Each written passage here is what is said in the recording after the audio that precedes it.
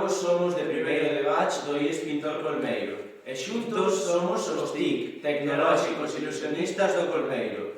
Cal vai ser a nosa primeira ilusión, Ken? A nosa primeira ilusión vai ser as figuras de Moiré, que son capaces de alterar a nosa percepción xerando ilusións tanto de movimento como de profundidade.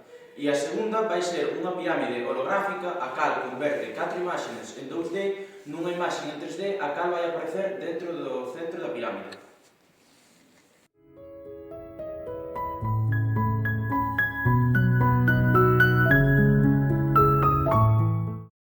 Como vistes, todo isto foi sorprendente, e se queredes ver máis e mellor, esperámosvos en Galiciencia!